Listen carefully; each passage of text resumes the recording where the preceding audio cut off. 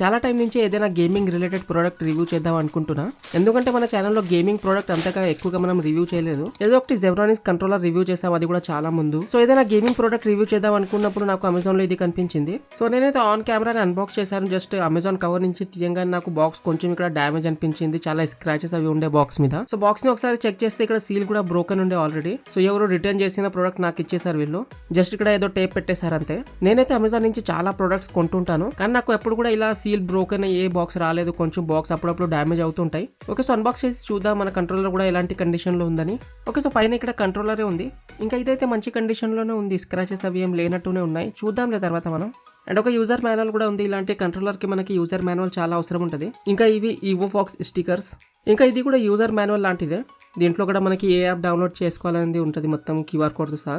Quick start guide కూడా provide చేస్తారు వీళ్ళు. ఇంకా ఇది వచ్చేసి మనకి USB to Type-C cable charging కోసం. ఓకే, సో ఒక క్యారీ పౌచ్ కూడా ఇచ్చారు. ఇది చాలా మంచి పని చేస్తారు వీళ్ళు, ఎందుకంటే ముందే ఇది వైట్ ఉంది, ఇక్కడక్కడ పెడితే మొత్తం డస్ట్ అనుకుంటుంది. ఇంకా ఎప్పుడైనా ట్రావెల్ చేసే టైంలో దీంట్లో పట్టి క్యారీ చేస్తే మనకి కంట్రోలర్ మీద స్క్రాచెస్ అవి రాకుండా ఉంటాయి. ఇంకా క్యారీ పౌచ్ క్వాలిటీ కూడా బాగానే ఉంది. ఓకే, సో ఇదే మన కంట్రోలర్. ఇది చూడడానికి అయితే చాలా బాగుంటుంది. బేసిక్గా ఇది 2 కలర్స్ లో వస్తుంది. ఒకటైతే వైట్ కలర్, ఇంకొకటి బ్లాక్ కలర్. ముందు నేను బ్లాక్ కలర్ కొందాం అనుకున్నా, కానీ అది చూడడానికి నాకు ఎందుకు అంత నచ్చలేదు పర్సనల్ గా. వైట్ కలర్ కొంచెం ఐ క్యాచీగా బాగుండే, కానీ వైట్ కలర్ లో ఒక ప్రాబ్లం ఉంటుంది, ఏంటంటే మనకి డస్ట్ కొంచెం ఎక్కువగా అంటుకుంటుంది. కానీ వైట్ కలర్ చూడడానికి ఎందుకు చాలా బాగుంది. దీంట్లో మనం ఫోన్ పెట్టి గేమ్ ఆడుతున్నప్పుడు ఎవరైనా చూసారనుకోండి, so hand held gaming console అనుకుంటారు. అంతేకాదు కంట్రోలర్ క్వాలిటీ కూడా చాలా బాగుంది, ఇంకా కొంచెం హెవీగా కూడా ఉంది ఇది. అండ్ ఇది మొత్తం ప్లాస్టిక్ బిల్డ్ తోనే వస్తుంది, అయినా కూడా ప్లాస్టిక్ క్వాలిటీ అయితే చాలా బాగుంది. ఇంకా కంట్రోలర్ ని మనం ఇక్కడ నుంచి పట్టుకుంటాం కదా, ఇక్కడ మనకి కొంచెం ప్యాటర్న్ కూడా ఇచ్చారు మంచి గ్రిప్ కోసం. ఇంకా ఈ కంట్రోలర్ లో అయితే ఆల్మోస్ట్ అన్ని ఫోన్స్ ఫిట్ అవుతాయని అనుకుంటున్నా. ఇంకా ఫోన్ కిందకి జారిపోకుండా ఇక్కడ కొంచెం మనకి సపోర్ట్ లాంటిది కూడా ఇచ్చారు. దీంట్లో అయితే ఇక్కడ Xbox కంట్రోలర్ లేఅవుట్ అయితే ఉంది. లైక్ 2 అనలాగ్ జాయ్స్టిక్స్ ఉన్నాయి, ఒక డీ ప్యాడ్ ఉంది, ABXY బటన్స్ ఉన్నాయి. కానీ దగ్గర నుంచి చూస్తే మనకి ఇక్కడ ప్లే స్టేషన్ కీస్ కూడా ప్రింట్ చేసి ఉంది. ఇంకా పైన సైడ్ అయితే మనకి ఇక్కడ సెలెక్ట్ ఇంకా స్టార్ట్ బటన్ ఉంది. ఇంకా కింద మనకి కీ మ్యాప్ ఇంకా డోజో బటన్ ఉంది కంట్రోలర్ ని ఆన్ ఆఫ్ చేయడానికి. ఇంకా ఆబ్వియస్ గా మనకి పైన సైడ్ అయితే ఇక్కడ L1 L2 ఇంకా R1 R2 ట్రిగర్స్ అయితే ఉన్నాయి. ఇంకా ఈ ట్రిగర్స్ అయితే మంచి టెక్టైల్ సౌండ్ చేస్తాయి, కానీ ఇవి ప్రెషర్ సెన్సిటివ్ ట్రిగర్స్ కాదు, నార్మల్ బటన్స్ లానే పనికొస్తాయి. ఇంకా కింద సైడ్ మనకి ఇక్కడ ఒక Type-C పోర్ట్ అయితే ఉంది ఛార్జింగ్ కోసం. ఇంకా ఇక్కడ ఫోన్ పెట్టే చోట్ల మొత్తం రబ్బరైజ్ మటీరియల్ అయితే ఉంది. ఫోన్ బ్యాక్ సైడ్ లో కూడా ఇంకా సైడ్స్ లో కూడా ఇక్కడ మొత్తం రబ్బరైజ్ మటీరియల్ అయితే ఉంది. సో ఫోన్ ని మళ్ళీ పెట్టి తీసినా కూడా మనకి ఎలాంటి స్క్రాచెస్ రావడం లాంటిది ఏమి ఉండదు. ఇంకా ఇక్కడ ఈ 4 LED లైట్స్ ఉన్నాయి కదా, బేసిక్ గా అవి మనకి బ్యాటరీ లైఫ్ ని ఇండికేట్ చేస్తాయి. ఇంకా ఇది ఒక గేమింగ్ గ్యాజెట్ కాబట్టి దీంట్లో డెఫినెట్ గా RGB లైట్స్ అయితే ఉంటాయి. ఇక్కడ మనకు అనలాగ్స్ ఇంకా కీస్ దగ్గర RGB లైట్స్ అయితే ఉంటాయి. ఇంకా ఇవి కస్టమైజబుల్ కూడా. కీ మ్యాప్ ఇంకా X బటన్ ని ప్రెస్ చేసి మనం ఇక్కడ RGB ఎఫెక్ట్స్ అయితే చేంజ్ చేసుకోవచ్చు. మనకి RGB లైట్స్ వద్దంటే ఆఫ్ కూడా చేయొచ్చు. ఇంకా ఈ కీస్ లో కూడా మనకి RGB లైట్స్ కావాలంటే ఆన్ చేయొచ్చు, లేకుంటే ఆఫ్ పెట్టచ్చు. ఇంకా ఇప్పుడైతే నా మొబైల్ని ఒకసారి కంట్రోలర్తో కనెక్ట్ చేసుకుంటే ఆ తర్వాత మొత్తం మనం ఇక్కడ గేమింగ్ గురించి మాట్లాడదాం. కంట్రోలర్ని మొబైల్తో కనెక్ట్ చేయడం చాలా ఈజీ. జస్ట్ ఇక్కడ మోజో బటన్ని లాంగ్ ప్రెస్ చేసి ఉంచితే కంట్రోలర్ పేరింగ్ మోడ్లో వెళ్ళిపోతుంది. అండ్ సింపుల్గా మనం ఇక్కడ బ్లూటూత్ ఆప్షన్లో వెళ్ళి కనెక్ట్ చేసుకోవచ్చు కంట్రోలర్ని.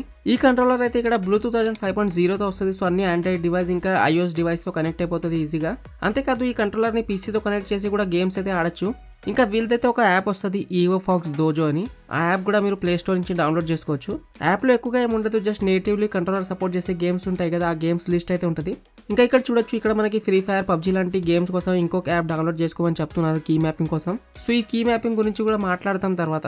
సో మెయిన్లీ ఇప్పుడు మనం కొంచెం గేమింగ్ ఎక్స్పీరియన్స్ గురించి మాట్లాడుకుంటే, నేను ఫస్ట్ కొంచెం మొబైల్ గేమ్స్ ట్రై చేశాను. సో ఫస్ట్ ఈ కార్ రేసింగ్ గేమ్ ఆడాను. గేమ్ ఆడుతున్నప్పుడు నాకు బాగానే అనిపించింది కంట్రోలర్తో ఆడుతుంటే. అండ్ జాయ్స్టిక్లో అన్ని బటన్ బాగానే పనిచేస్తున్నాయి. ఇంకా అనలాగ్తో ఇక్కడ కార్ కూడా బాగానే కంట్రోల్ అవుతుంది. కానీ దీంట్లో ఒక చాలా పెద్ద డిసడ్వాంటేజ్ ఏముందంటే, మనకి కంట్రోలర్లో వైబ్రేషన్ అయితే లేవు. మొబైల్లో ఏ గేమ్ ఆడినా కూడా మనకి వైబ్రేషన్ అయితే ఉండవు. ఈవెన్ ఎమ్యులేటర్ గేమ్స్ ఆడినా కూడా మనకి వైబ్రేషన్ అయితే ఉండవు. సో ఇలాంటి కార్ రేసింగ్ గేమ్లో ఏంటంటే, ఎక్కడైనా మనం కొంచెం క్రాష్ చేసినా కూడా, లేకుంటే బూస్ట్ యూజ్ చేసినప్పుడు కొంచెం వైబ్రేషన్ ఉంటే బాగుంటుంది ఎక్స్పీరియన్స్. ఇలాంటి కంట్రోలర్తో మనం ఎప్పుడైనా షూటింగ్ గేమ్ ఆడేటప్పుడు చాలా మజా వస్తుంది. అందుకే ఒక షూటింగ్ గేమ్ కూడా ట్రై చేశాను. సో దీంట్లో కంట్రోలర్ అయితే చాలా బాగా పనిచేస్తుంది. ఇంకా మనం కంట్రోలర్ బటన్స్ కూడా కొంచెం ఇక్కడ మనం మోడిఫై చేసుకోవచ్చు గేమ్లో. సో ఈ గేమ్ ఆడినప్పుడు నాకైతే చాలా బాగా అనిపించింది. ఎక్స్పీరియన్స్ బాగుంది. కంట్రోలర్తో ఆడుతుంటే ఇంకా మజా వస్తుంది.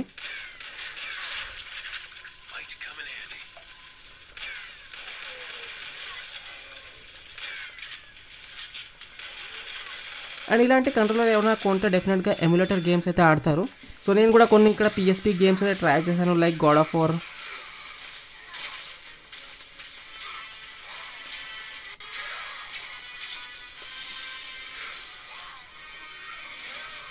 ఆ తర్వాత కొంచెం ఇక్కడ స్మాక్ డౌన్ వర్సెస్ రా కూడా ట్రై చేశాను.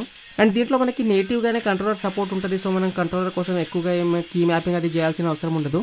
మొబైల్ గేమ్స్ కంటే ఇలాంటి ఎమ్యులేటర్ గేమ్స్ ఆడేటప్పుడు ఎక్కువ మజా వస్తుంది ఇలాంటి కంట్రోలర్తో. అండ్ ఆ తర్వాత నా ఫేవరెట్ గేమ్ ఈ బెన్ 10 ప్రొటెక్టర్ ఆఫ్ అర్త్ కూడా ట్రై చేశాను ఒకసారి. సో నా చిన్నప్పుడు అంటే స్కూల్లో ఉన్నప్పుడు ఈ గేమ్ నేను చాలా ఎక్కువ ఆడేవాడిని. నా దగ్గర పర్సనల్గా PS2 లేకుండే, కానీ అప్పుడు చాలా గేమింగ్ షాప్ ఉండేవి. 20 రూపాయలు ఇచ్చి మనం గేమ్స్ ఆడుకోవచ్చు 1 గంట. సో అలాంటి షాప్లో వెళ్ళి ఈ బెన్ 10 గేమ్ అయితే చాలా ఆడేవాడిని నేను. దీనికంటే మంచి గేమ్స్ కూడా ఉండే PS2లో, కానీ ఇదే ఎక్కువగా ఆడేవాడిని. ఎందుకు ఇది నాకు నచ్చింది అప్పుడు. ఆ తర్వాత కొన్ని AAA టైటిల్స్ కూడా ట్రై చేశాను. దాంట్లో అయినా మనకి హ్యాప్టిక్స్ ఉంటాయో లేవని టెస్ట్ చేయడానికి. వైబ్రేషన్స్ అయితే లేవు, కానీ కంట్రోలర్తో ఆడుతుంటే చాలా మజా వస్తుంది. కొన్ని గేమ్స్ ఉంటాయి అవి మనం టచ్తోనే ఆడాలి, కానీ కొన్ని గేమ్స్ని ఇలా కంట్రోలర్తో ఆడితేనే ఎక్కువ మజా వస్తుంది. ఇంకా కొంచెం మనం ఎక్కువ ఎంజాయ్ చేస్తాం గేమ్ని. అండ్ తర్వాత నా favourite game God of war కూడా ఒకసారి ట్రై చేశాను. ఈ గేమ్ నేను ఆల్రెడీ మొత్తం కంప్లీట్ చేసేసా. మొబైల్లో కాదులే, నా పీసీలో కూడా ఈ గేమ్ డౌన్లోడ్ చేసి ఉంది. సో పీసీలో కంప్లీట్ చేశా. సో అన్ని గేమ్స్ ట్రై చేశాక నాకైతే పర్సనలీ కంట్రోలర్ నచ్చింది. సో ఈ కంట్రోలర్లో గేమ్ ఆడేటప్పుడు ఇది జస్ట్ ఒక మనకి హ్యాండిల్ కన్సోల్లా అయిపోతుంది మొత్తం. అండ్ బాగుంటుంది గేమింగ్ ఎక్స్పీరియన్స్ అయితే. ఇప్పుడు కొంచెం కీ మ్యాపింగ్ గురించి కూడా చెప్పేస్తాను మీకు ఒకసారి. కీ మ్యాపింగ్ కోసం మనం ఒక యాప్ అయితే డౌన్లోడ్ చేసుకోవాల్సి ఉంటుంది, షూటింగ్ ప్లస్ V3 అని. సో యాప్ డౌన్లోడ్ చేశాక ముందు మనం వైర్లెస్ కంట్రోలర్ కనెక్ట్ చేసాం కదా, సో దాన్ని అయితే డిస్కనెక్ట్ చేసేయండి. ఆ తర్వాత కీ మ్యాపింగ్ బటన్ మీద లాంగ్ ప్రెస్ చేసి ఉంచి EOFOX డెక్ని అయితే కనెక్ట్ చేసుకోవాలి. ఆ తర్వాత shooting plus V3 app open చేస్తే మనకి ఇక్కడ ఒక ఫ్లోటింగ్ ఐకాన్ అయితే వచ్చేస్తుంది. ఇంకా ఆ తర్వాత మీరు ఏ గేమ్లో కీ మ్యాపింగ్ చేయాలనుకుంటున్నారో ఆ గేమ్ అయితే ఓపెన్ చేయండి. నేనైతే ఇక్కడ మీకు ఫ్రీ ఫైర్లో చేసి చూపిస్తున్న BGMIలో కూడా సేమ్ ప్రాసెస్ ఉంటుంది. సో గేమ్లో వెళ్ళాక ఇక్కడ కంట్రోలర్స్ అనే ఆప్షన్లో వచ్చేయండి. అండ్ అప్పుడు ఈ ఫ్లోటింగ్ ఐకాన్ మీద క్లిక్ చేస్తే మీకు ఇక్కడ కీ మ్యాపింగ్ ఆప్షన్ అన్నీ వచ్చేస్తాయి. సో ఫస్ట్ మీరు కంట్రోలర్లో ఏ కీని సెట్ చేద్దాం అనుకుంటున్నారో ఆ కీ అయితే ప్రెస్ చేయండి.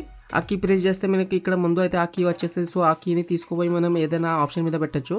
సో ఇలానే మీరు అన్ని బటన్స్లో కీ మ్యాపింగ్ అయితే చేసేయండి. కీ మ్యాపింగ్ చేశాక నేనైతే ఫ్రీ ఫైర్ని ఆడి చూసాను, లిటెన్స్ అయితే ఏం లేదు. ఇంకా నాకైతే ఒకటి అర్థం కాలేదు, మనం ఇక్కడ కెమెరా యాంగిల్స్ అనేది టచ్తో కంట్రోల్ చేస్తాం కదా, దానికోసం ఒక బటన్ అయితే ఉండదు సపరేట్గా. సో ఈ మనం ఇక్కడ కెమెరా యాంగిల్ ఎలా ఇప్పుడు సెట్ చేయాలనేది నాకు కొంచెం ఇక్కడ అర్థం కాలేదు. సో అది అలానే వదిలేసాను నేను.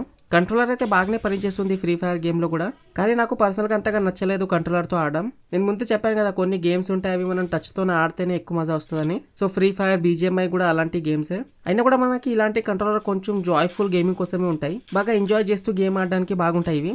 కానీ PUBG ఫ్రీ ఫైర్ లాంటి గేమ్ కోసం అంతా సూట్ అవ్వవు, టచ్తోనే బాగుంటాయి ఆ గేమ్స్ అయితే. అండ్ ఫైనల్గా పీసీతో కూడా ఒకసారి కనెక్ట్ చేసి గేమ్స్ ఆడదామని పీసీతో కనెక్ట్ చేశాను.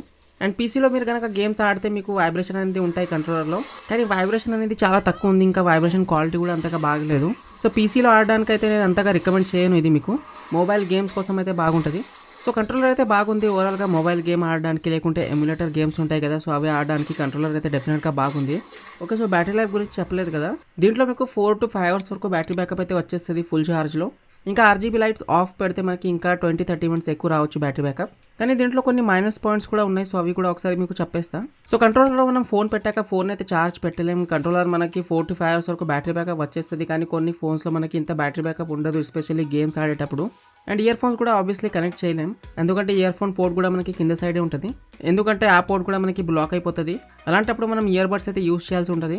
ఇంకా ఈ కంట్రోలర్ వెయిట్ కూడా కొంచెం ఎక్కువ ఉంది. సో ఎవరైతే 2-3 hours కంటిన్యూస్గా గేమ్స్ ఆడతారో వాళ్ళ కోసం అంత సూటబుల్గా ఉండకపోవచ్చు ఇది. కొన్ని మైనస్ పాయింట్స్ ఉన్నాయి, కానీ డెఫినెట్గా నాకైతే కంట్రోలర్ నచ్చింది. అండ్ నేను కూడా మీకు పర్సనలీ మొబైల్ గేమ్స్ ఇంకా ఎమ్యులేటర్ గేమ్స్ కోసం అయితే సజెస్ట్ చేస్తాను ఈ కంట్రోలర్. కానీ ఫ్రీ ఫైర్ ఇంకా BGMI లాంటి గేమ్స్ కోసం అయితే ఈ కంట్రోలర్ కాదు. ఈ కంట్రోలర్ని మనం పీసీతో యూజ్ చేయొచ్చు, కానీ నేను చెప్పినట్టు వైబ్రేషన్ అంతా బాగుండవు. సో మీకు కొంచెం మంచి ఎక్స్పీరియన్స్ కావాలి, వైబ్రేషన్ కొంచెం బాగుండాలంటే ఇది మీకోసం అయితే కాదు. సో జస్ట్ కొన్ని మొబైల్ గేమ్స్ ఇంకా ఎమ్యులేటర్ గేమ్స్ కోసం అయితే ఇది బాగుంటుంది. ఇంకా నేనైతే ఈ కంట్రోలర్ని 3000 రూపాయలకి అయితే కొన్నాను అమెజాన్ నుంచి. ఇంకా ఈ కంట్రోలర్ లింక్ కూడా కింద ప్రొవైడ్ చేసేసాను, సో ఒకసారి వెళ్ళి చెక్ చేసేయండి. అండ్ ఇది ఫ్రెండ్స్ ఈరోజు వీడియో మీకు కనుక నచ్చినట్లయితే లైక్ చేసేయండి. ఛానల్లో ఫస్ట్ టైం వచ్చినట్లయితే ఛానల్ని కూడా సబ్స్క్రైబ్ చేసేయండి ఇలాంటి టెక్ వీడియోస్ కోసం.